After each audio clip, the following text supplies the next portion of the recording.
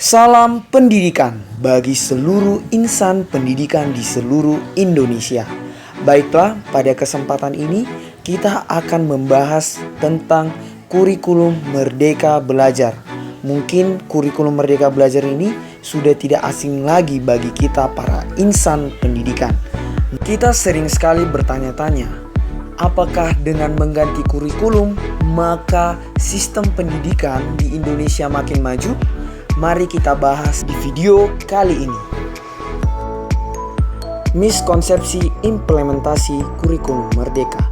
Prinsip utama kurikulum Merdeka adalah berorientasi pada murid dengan memprioritaskan tumbuh kembang anak secara utuh, mementingkan pengembangan kompetensi dan karakter murid. Kurikulum Merdeka memudahkan dan mendorong guru untuk berorientasi pada murid. Misalnya, berfokus pada materi esensial, jadi materi tiap mata pelajaran lebih sedikit sehingga guru tidak perlu terburu-buru dalam mengajar. Guru bisa menggunakan metode yang lebih interaktif, lebih mendalam, dan lebih menyenangkan.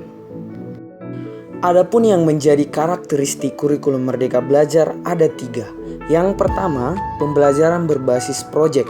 Melalui proyek, penguatan profil pelajar Pancasila atau P5. Kemudian yang kedua, fokus pada materi esensial sehingga memiliki waktu cukup untuk mendalami kompetensi dasar atau literasi dan numerasi.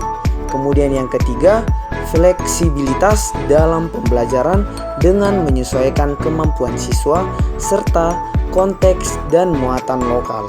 Nah, seperti yang kita ketahui, kurikulum merupakan pedoman penyelenggaraan kegiatan pembelajaran di satuan pendidikan untuk mencapai tujuan pendidikan tertentu.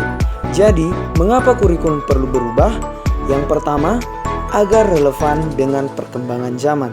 Kemudian yang kedua, agar dapat memenuhi kebutuhan belajar siswa. Yang ketiga, agar dapat menyiapkan generasi masa depan yang visioner. Yang keempat, kurikulum yang baik adalah kurikulum yang sesuai zamannya, kurikulum yang dinamis.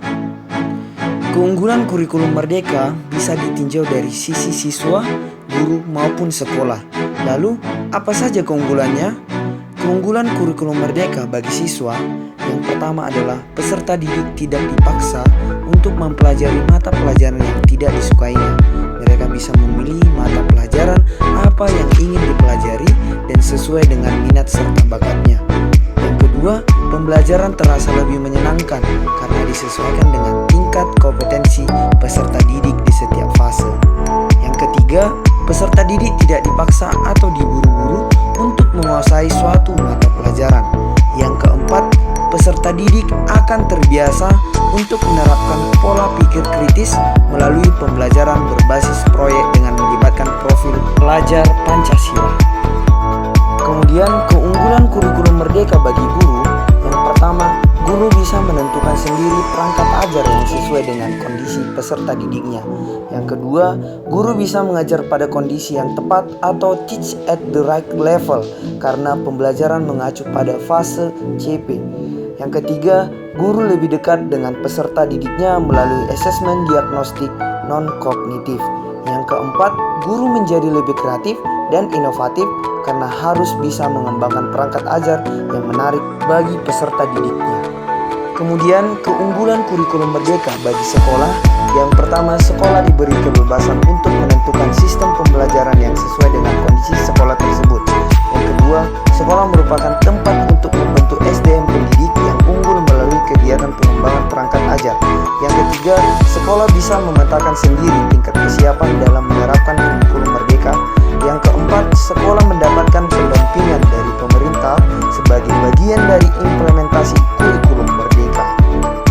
Oleh sebab itu, dapat disimpulkan bahwa kurikulum Merdeka memberikan kebebasan untuk setiap insan pendidikan dalam mengembangkan dirinya sesuai minat dan bakat, sehingga terjadi peningkatan kompetensi. Jadi, kurikulum Merdeka ini adalah penyempurnaan dari K13.